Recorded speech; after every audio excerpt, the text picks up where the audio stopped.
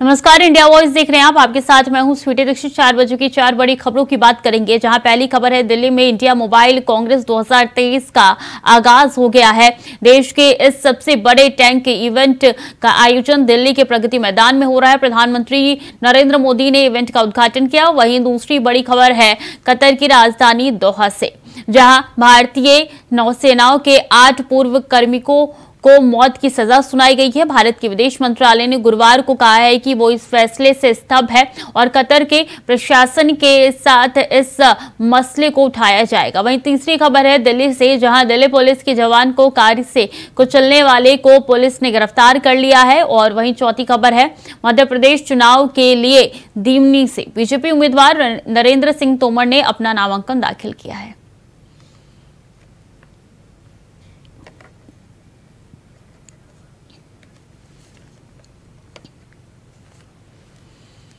और इस बीच अहम जानकारी गाजीपुर से बड़ी खबर आ रही है। मुख्तार अंसारी को सजा का ऐलान हुआ है। बता दें कि गैंगस्टर मामले में सजा का ऐलान हुआ है। मुख्तार अंसारी के ऊपर 10 साल की सजा सुनाई गई है। तो 5 लाख का जुर्माना भी मुख्तार अंसारी को लगाया गया है। और गाजीपुर से इस वक्त की बड़ी और अहम जानकारी आप तक पहुंचा रहे हैं, जहां कोर्ट ने बीते दिन दोषी करार दिया था मुख्तार अंसारी को। अब देखिए, मुख्तार अंसारी को एक और जुर्म में सजा का ऐलान किया गया है। गैंगस्टर मामले में होगा, गैंगस्टर मामले में सजा का ऐलान हो चुका है। और बता दें कि मुख्तार अंसारी को सजा का ऐलान सुना दिया गया है।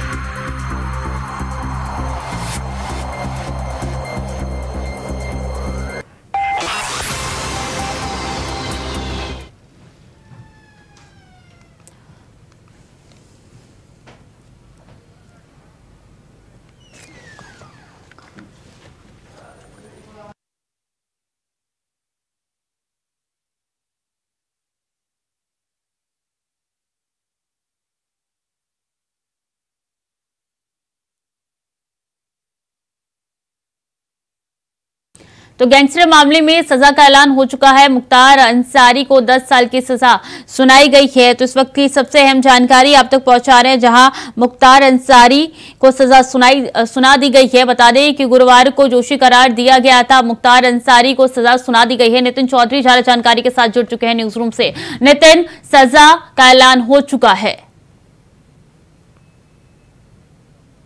मुख्तार अंसारी को जो एक बड़ा झटका लगा है। बता दें कि 10 साल की सजा और 5 लाख रुपए का जुर्माना उनके ऊपर लगाया गया है। बताया जा रहा है कि जिस तरीके से उन्होंने जो है हत्या की गई थी, तो 2005 में ये हत्या की गई थी। तो लेकिन उसके बाद आज जब मामला सामने आया तो NPMLA कोर्ट ने इसकी सजा सुनाई। लेकिन उसके बाद बता दें कि जिनके ऊपर जो है काफ़ी अपराध के मामले चल रहे हैं। बता दें कि कांग्रेस के प्रदेश अध्यक्ष जो है अजय राय, उनके भाई की भी हत्या का भी मामला इनके ऊपर चल रहा है। उससे पहले इनको सजा जो है सुनाई जा चुकी है। लेकिन बता दें 7 मामले में इनको पहले सजा सुनाई जा चुकी है। लेकिन जो आज ये सजा सुनाई गई है, ये जो है 10 साल की सजा और 5 लाख रुपए का इस पर जुर्माना लगाया गया है। कि 2005 में एक हत्या इन्होंने की थी, लेकिन उसके बाद 2023 तक ये मामला जब चलता हुआ आया तो 2023 में NPMLA कोर्ट ने जो इसको सजा सुनाई। बताया जा रहा है कि मुख्तार अंसारी का जो है पूर्वांचल में एक बड़ा जो है माफिया माना जाता था। लगातार ऐसे मुद्दों को उठाते थे। लेकिन उसके बाद जैसे ही माफिया मुख्तार अंसारी को सजा सुनाई, तो इसमें काफ़ी बड़ा झटका मुख्तार अंसारी को लगा है। बताया जा रहा है लगातार तमाम ऐसे इन पे केस चल रहे हैं। जो हत्या के केस हैं, उससे पहले 7 मामले पे जो है सजा सुनाई जा चुकी है मुख्तार अंसारी को। लेकिन अब जो सजा सुनाई गई, 2005 में एक हत्या मुख्तार अंसारी ने की थी, तो उसे 2023 तक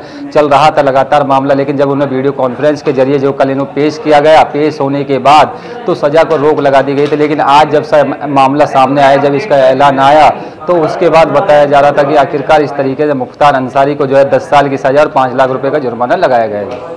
जी बिल्कुल, 5 लाख का जुर्माना भी लगाया गया है नितिन। और न जाने ऐसे कितने मामले हैं जो मुख्तार अंसारी के ऊपर अभी भी लंबित है, जिसके सजा का ऐलान होना बाकी है। ये तो सिर्फ एक मामला निकल के सामने आया। उससे पहले भी हमने देखा था कई साल के सजा का ऐलान हुआ था।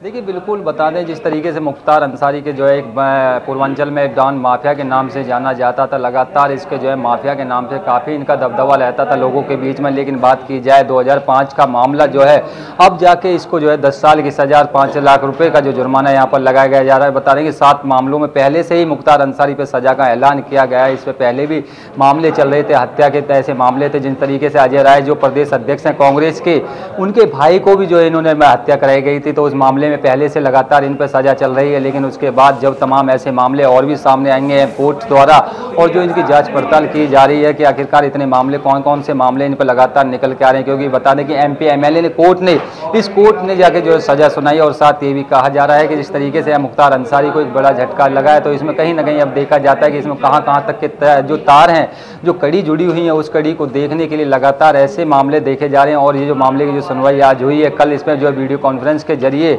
जो है पेशी कराई गई थी, पेशी कराने के बाद आज मुख्तार अंसारी पे फैसला सुनाया गया जी बिल्कुल। और कोर्ट परिसर के अंदर भी मुख्तार अंसारी का बयान निकल के सामने आया, मायूस होते हुए क्या कहा है उन्होंने, कोई जानकारी आपको मिल पा रही है नितिन?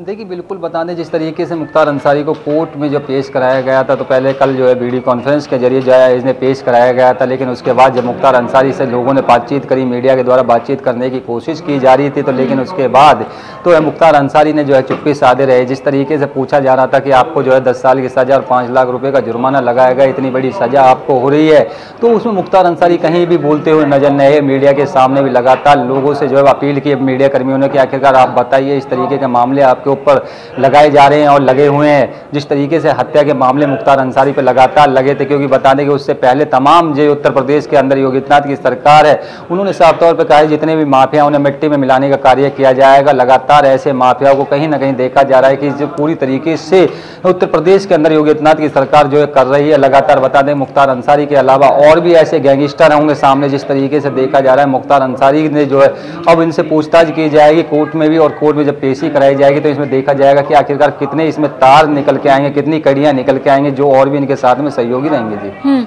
अब अगला स्टेप मुख्तार अंसारी के वकील का, मुख्तार अंसारी का क्या हो सकता है? क्या वो हाईकोर्ट का रुख करेंगे? देखिए बिल्कुल कहीं ना कहीं अब मुख्तार अंसारी जो है हाईकोर्ट का भी रुख करते हुए नजर आएंगे, क्योंकि इस तरह बड़ी जो सजा आज मुख्तार अंसारी को ये 10 साल की सजा, क्योंकि इसमें साफ तौर पे यही देखा जा रहा है लगातार कि मुख्तार अंसारी का जो एक बड़ा जो है डॉन के नाम से जाना जाता था पूर्वांचल के अंदर, कि मुख्तार अंसारी डॉन के नाम पे जाना जा रहा था। लेकिन बता दें कि जब इस तरीके से उत्तर प्रदेश के अंदर सरकार योगी आदित्यनाथ की आई है, तो उससे तमाम ऐसे जो माफिया हैं, जो गैंगस्टर हैं, वो छिपे हुए हैं। क्योंकि पहले मुख्तार अंसारी पे जो मामले चल रहे थे, जो उनको जो है बुलाया यहाँ पर उत्तर प्रदेश के अंदर लाया गया था, तो उत्तर पहले ही उन्होंने कहा था कि लगातार उनको डर था कि कहीं मेरी गाड़ी ना पलट जाए, क्योंकि उत्तर प्रदेश के अंदर देखा जा रहा है लगातार जितने भी माफिया हैं मिट्टी में मिलाने का काम खुद योगी आदित्यनाथ की सरकार कर रही है। क्योंकि इस पर देखा जाता है लगातार, चाहे वो अशरफ का मामला हो या तमाम ऐसे मामले आपने देखे होंगे। पहले ही प्रयागराज वाला मामला भी जब सामने उठा था, तो उसमें साफ तौर पर यही कहा जा रहा था कि माफियाओं को मिट्टी में मिलाने का काम किया जाएगा। लेकिन उसके बाद मुख्तार अंसारी का नंबर जो है बताया जा रहा था। लगातार मुख्तार अंसारी को जब आज कोर्ट में पेश किया गया, कोर्ट ने जो इस मामले की सुनवाई की, तो मुख्तार अंसारी के वकील का भी इस पर कोई बयान सामने नहीं आया, और मुख्तार अंसारी के जो तमाम ऐसे गुर्गे हैं उनकी भी पूछताछ की जाएगी जी बिल्कुल। और लगातार हम देख रहे हैं एक के बाद एक जो भी गैंगस्टर है, जो डॉन है, वो ध्वस्त होते हुए नजर आ रही हैं नितिन, और यही कारण है कि मुख्तार अंसारी के खुद के अंदर भी ये डर बैठा हुआ है, जिसकी वजह से वीडियो कॉन्फ्रेंसिंग के जरिए ही पेशी हो रही है, फिजिकली नहीं। देखिए सूटी, बिल्कुल जिस तरीके से जितने भी माफिया हैं, डॉन माफिया हैं, उनके अंदर पहले से ही खौफ है। क्योंकि उसमें साफ तौर पे यही देखा जा रहा था कि मुख्तार अंसारी ने खुद वीडियो कॉन्फ्रेंस के जरिए जब कोर्ट में पेश किया जा रहा था, तो कोर्ट में पेश होने के बाद तो उन्होंने खुद इस बात की कहा था कि आखिरकार मैं वीडियो कॉन्फ्रेंस के जरिए जुड़ूँ। उनके वकील ने ये मुद्दा और सवाल उठाया कि मुख्तार अंसारी को वीडियो कॉन्फ्रेंस के जरिए जोड़ा जाए और उनसे पूछताछ की जाए। क्योंकि कल जब पेशी हुई थी तो वीडियो कॉन्फ्रेंस के जरिए पेशी की जा रही थी, लेकिन उसके बाद जब मुख्तार अंसारी का जो फैसला आना था, उस फैसले पर कुछ देर के लिए रोक लगा दी गई थी। लेकिन आज जब फैसला आया मुख्तार अंसारी का, तो उस पर साफ तौर पर यह बताया कि 10 साल की सजा और 5 लाख रुपए का जुर्माना इन पे लगाया गया है। क्योंकि इतना बड़ा हत्या मामला जो है डॉन माफिया के नाम से जाना जाता था मुख्तार अंसारी, लेकिन आज कहीं ना कहीं देखा जा रहा है कि मुख्तार अंसारी खुद बीगी बिल्ली बन चुका है। क्योंकि जेल के अंदर भी मुख्तार अंसारी खुद ये बातें कहता है कि मैं सुरक्षित नहीं हूँ। क्योंकि तमाम ऐसे देखा जाता है कि जेल के अंदर भी जो है माफिया जो डॉन जो है वो पूरी तरीके से सुरक्षित नहीं है। क्योंकि जब उनको पेशी पे लाया जाता है तो उनको पहले ही डर लगता है कहीं मेरी गाड़ी ना पलट जाए, किस तरीके का एनकाउंटर ना करा दिया जाए। यही डर है जिसकी वजह से मुख्तार अंसारी की फिजिकली पेशी ना होकर वीडियो कॉन्फ्रेंसिंग के जरिए पेशी हुई। नितिन आप बने रहिए, इस बीच हमारे साथ गाजीपुर से सुशील तिवारी जुड़ चुके हैं। सुशील, 10 साल की सजा का ऐलान हो चुका है, 5 लाख का जुर्माना भी लगाया गया, और क्या जानकारी है आपके पास इससे जुड़ी हुई? और जब हमने घर वालों से भी बात की तो घर वालों ने ये कहा कि हम यही चाहते हैं कि ज्यादा से ज्यादा सजा हो और डॉन के गुनाह हो का प्रायश्चित हुआ।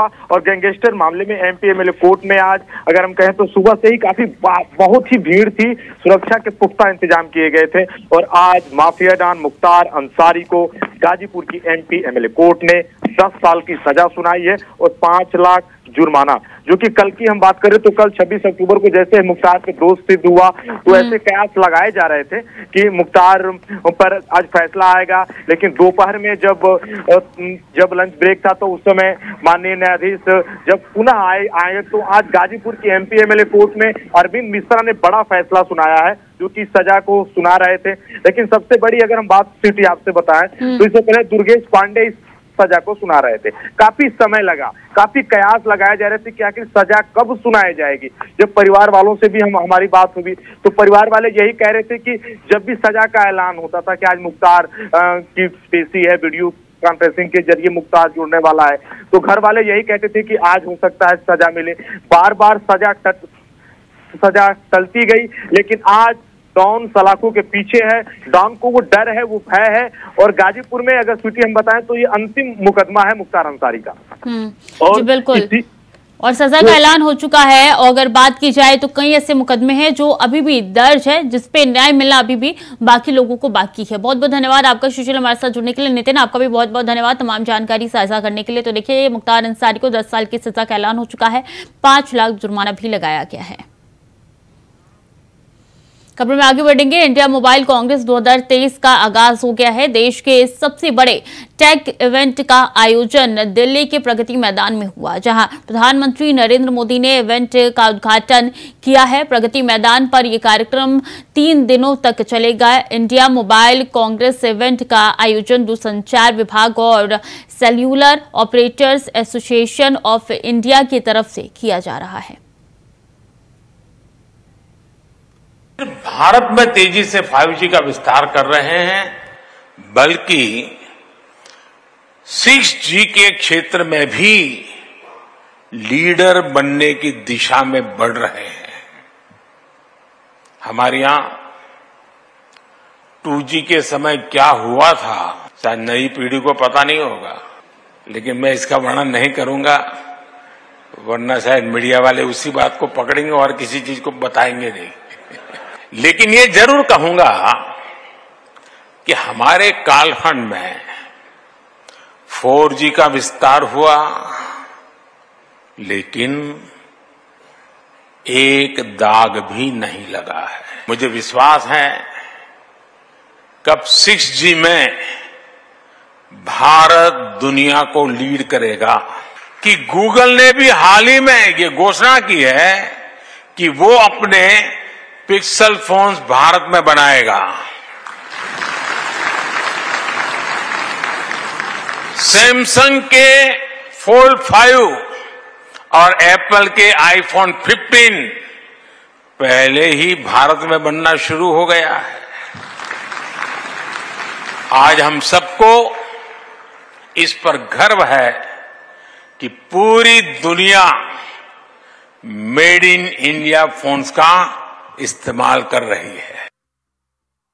कतर की राजधानी दोहा में भारतीय नौसेना के 8 पूर्व कर्मियों को मौत की सजा सुनाई गई है। भारत के विदेश मंत्रालय ने गुरुवार को कहा है कि वो इस फैसले से स्तब्ध है और कतर के प्रशासन के साथ इस मसले को उठाएगा। बयान में कहा गया, भारत सरकार इस मामले में सारे कानूनी विकल्पों को खंगाल रही है। कतर प्रशासन ने इस मसले पर आरोपों को सार्वजनिक नहीं किया है। हालांकि इस बात की जानकारी है कि court of first instance of Qatar ने एक फैसला दिया है जो कि अल दहरा कंपनी के 8 अधिकारियों से जुड़ा हुआ है। साथ ही मंत्रालय ने कहा है कि वो इन सभी लोगों के परिवार वालों के साथ लगातार संपर्क में बने हुए हैं। नहीं है, जब हम जानते नहीं है कि क्या हुआ, जब पूरी बात सामने आएगी तभी कुछ कह सकेंगे। आज हम सिर्फ दुख व्यक्त कर सकते हैं कि ऐसा हुआ है, और हमारे लिए ये मानना बड़ा संभव नहीं है कि उन सैनिकों ने ऐसा कुछ किया होगा जिसके कारण उन्हें कोई दंड दिया जाए। ये तो छोड़िए कि उनको मृत्यु दंड दिया जा रहा है, हमको ऐसा लगता है कि ऐसा नहीं हुआ होगा। अब क्यों ये हुआ, कितनी पैरवी हुई, सरकार की तरफ से क्या होना था, क्या हुआ है, वो जब सरकार बचाएंगे तभी पता चलेगा। आप सांसद संजय सिंह को दिल्ली की राज एवेन्यू कोर्ट पेशी के लिए लाया गया। वहीं कोर्ट ने नेता संजय सिंह को 10 नवंबर तक न्यायिक हिरासत में भेज दिया है। बता दें कि आप नेता संजय सिंह को ईडी ने दिल्ली एक्साइज पॉलिसी मामले में 4 अक्टूबर को गिरफ्तार किया था।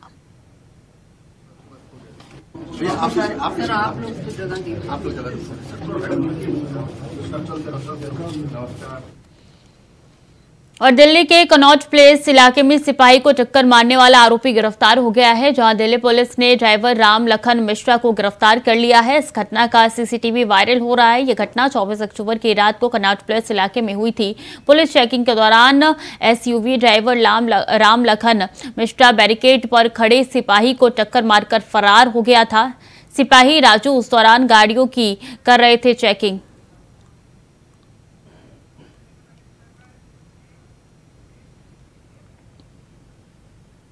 और आजम खान जेल में है, लेकिन उत्तर प्रदेश के राजनीतिक गलियारों में लगातार आजम खान की चर्चा है। पहले कांग्रेस की आजम खान के लिए हमदर्दी, तो अब आजम खान के करीबियों पर इनकम टैक्स की छापेमारी लगातार चुनाव से पहले राजनीतिक हलचल बढ़ाने का काम कर रही है। जी हां, आजम खान के बाद अब उनके करीबी फरहत अली पर आईटी की गाज से यूपी में सियासत पारा हाई हो चुका है। फरहत अली के साथ ही रामपुर में कई जगह आईटी की छापेमारी हुई है। रिपोर्ट देखिए। आजम जेल में और रामपुर में आईटी के छापे, आखिर क्या ढूंढ रहे इनकम टैक्स वाले? आजम खां के करीबी पर एक्शन। रामपुर आवास पर आईटी की टीम ने मारा छापा। इन दिनों आजम खां और उनके करीबी सियासी सुर्खियों में बने हुए हैं। अभी कुछ रोज पहले की ही तो बात है, जब कांग्रेसी नेताओं का जत्था आजम से मुलाकात को बेकरार था, मगर मुलाकात नहीं हो पाई। जेल प्रशासन ने कहा कि आजम खान कांग्रेसियों से मिलना नहीं चाहते, जबकि कांग्रेसी बोले कि पुलिस प्रशासन ने मुलाकात करने ही नहीं दी। मगर अब खबर रामपुर से आ रही है। जेल में बंद समाजवादी पार्टी के नेता आजम खान के करीबी फरहत अली खां के रामपुर के आवास पर आईटी ने छापा मारा है। फरहत अली पूर्व सभासद हैं और आजम खान के बेहद करीबी लोगों में से एक माने जाते हैं। आयकर विभाग की टीम ने शुक्रवार सुबह लगभग 9 बजे फरहत अली के घर पर छापा मारा है। वैसे तो आजम खान अपने परिवार के साथ भले ही अलग अलग जेल में बंद हैं, लेकिन आयकर विभाग की टीम उनके करीबी समर्थकों के आवास पर ताबड़तोड़ कार्रवाई कर रही है। अब आयकर विभाग के निशाने पर समाजवादी पार्टी के नेता आजम खान के करीबी ठेकेदार रामपुर के नवाब गेट माल रोड पर पूर्व सभासद फरहत अली खां का आवास है, जहां पर शुक्रवार सुबह आयकर की टीम पहुंची और छापा मारा। 2 गाड़ियों में सवार होकर आयकर की टीम अधिकारी फरहत अली के आवास पर पहुंचे थे और अंदर दाखिल हुए। आवास के बाहर सीओ सिटी। खबर है कि इस दौरान आईटी की टीम ने फरहत के परिवार के लोगों से पूछताछ भी की है, जरूरी दस्तावेज खंगालने की कोशिश की है। समाजवादी पार्टी की जब सरकार थी तब फरहत अली काफी एक्टिव थे। आजम के करीबी होने की वजह से इलाके में उनका रुतबा भी था। वो नगर पालिका के पूर्व सभासद भी रह चुके हैं। खबर ये भी है कि रामपुर में कई जगह आयकर की टीमों ने आजम खान के करीबी ठिकानों पर छापे मारे हैं। यानी आजम की मुश्किलें कम होती हुई नजर नहीं आ रही है। एक तो पहले ही आजम फर्जी जन्म प्रमाण पत्र के मामले में सिर्फ वो ही नहीं, बल्कि उनकी पत्नी तंजीम फातिमा और बेटे अब्दुल्ला आजम को कोर्ट ने 18 अक्टूबर को 7-7 साल की कैद की सजा सुनाई थी। साथ ही उन पर 50,000 का जुर्माना भी लगाया था। हाल ही में आजम खान और उनके बेटे अब्दुल्ला आजम को रामपुर जेल से हटाकर अलग अलग जेलों में शिफ्ट भी किया गया है। आजम खान इस वक्त सीतापुर के जेल में है। यानी कि आजम खान भले ही जेल में हो, मगर उनकी मुश्किलें कम होने का नाम नहीं ले रहे। Bureau report, India voice, Rampur.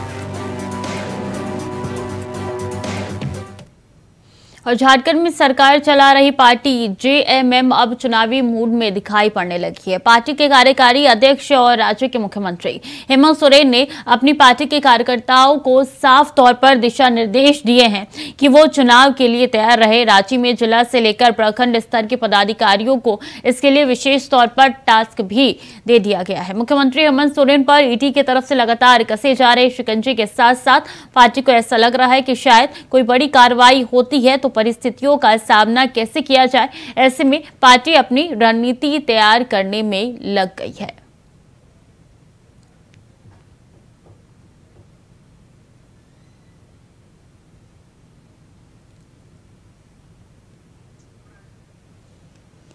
तो चुनावी मूड में अब जेएमएम नजर आ रही है, चूंकि 2024 का लोकसभा चुनाव आने हैं और ऐसे में अब जेएमएम पूरी कोशिश कर रही है कि इस चुनावी दंगल में उतरे और इसलिए पार्टी के कार्यकर्ताओं को दिशा निर्देश दे दिए गए हैं ताकि हर परिस्थिति में लड़ने के लिए कड़ी मेहनत की जाए। और इसलिए झारखंड मुक्ति मोर्चा अब पूरी कोशिश कर रही है कि 2024 के रन में अब अपनी पैठ बनाई जाए और इसलिए तो अब पार्टियों को दिशा निर्देश दिए जा रहे हैं। पार्टी के कार्यकर्ताओं को लगातार संबोधित किया जा रहा है और कहा जा रहा है कि हर मोर्चे पर तैयार रहे।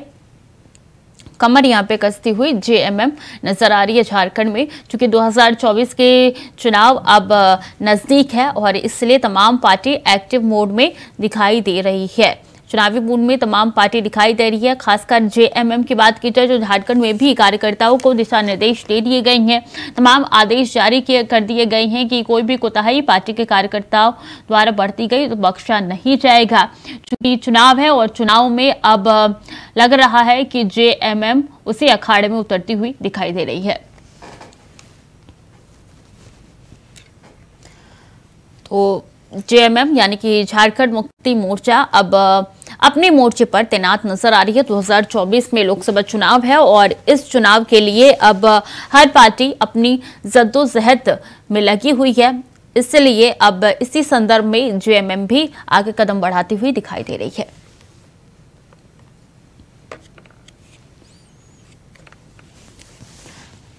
तो मुख्यमंत्री हेमंत सोरेन ने अपने पार्टी के कार्यकर्ताओं को दिशा निर्देश दे दिए हैं कि किस तरीके से चुनावी मैदान में उतरना है और अपनी पैठ बनानी है। बता दें कि 2024 के चुनाव के लिए तमाम पार्टियों का एक गठबंधन भी तैयार हुआ है, जिसका नाम INDIA यानी कि इंडिया रखा गया है। और ऐसे में तमाम विपक्षी पार्टी कोशिश कर रही है कि 2024 के चुनाव में अपनी मजबूत दावेदारी पेश की जाए। इसलिए अपने कार्यकर्ताओं को दिशा निर्देश लगातार दिए जा रहे हैं। खासकर जेएमएम की बात की जाए तो जेएमएम भी पूरी कोशिश कर रहे हैं। राकेश हमारे साथ ज्यादा जानकारी के साथ जुड़ चुके हैं। राकेश, कमर कसती हुई नजर आ रही है जेएमएम 2024 के चुनाव के मद्देनजर।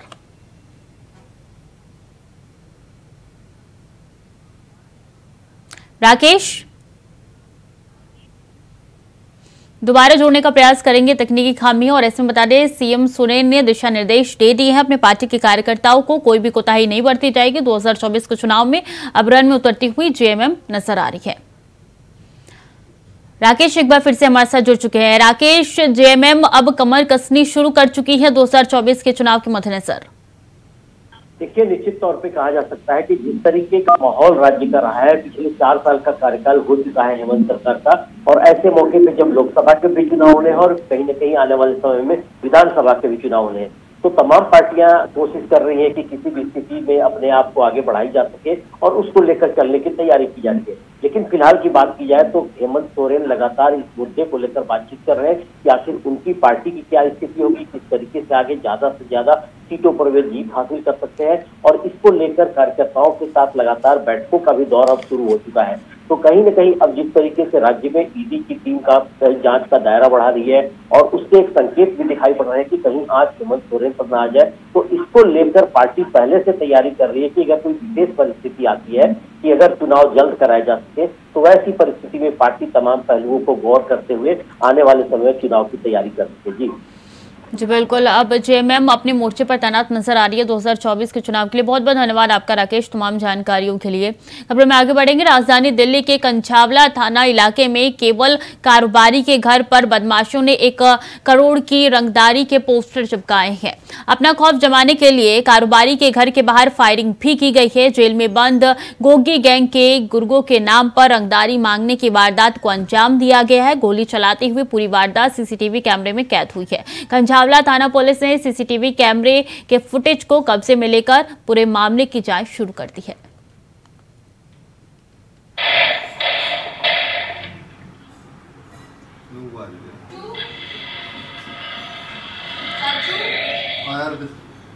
इसी खबर पर ज्यादा जानकारी के साथ अजीत कुमार जुड़ चुके हैं। अजीत, क्या है पूरा मामला, क्यों फायरिंग की गई?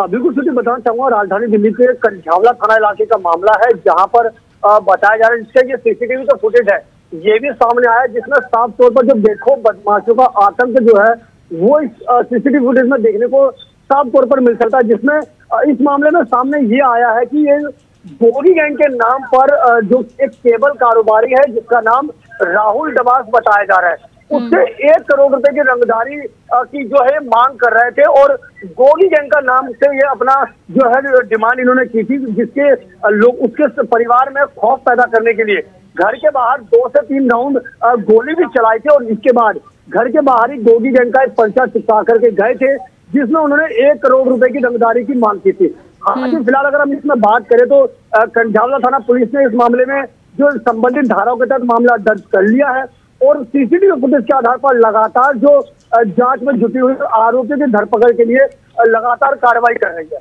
जी स्वीटी। तो कब तक आरोपी पकड़ा जाएगा? पुलिस ने कुछ कहा है इस पूरे मसले को लेकर?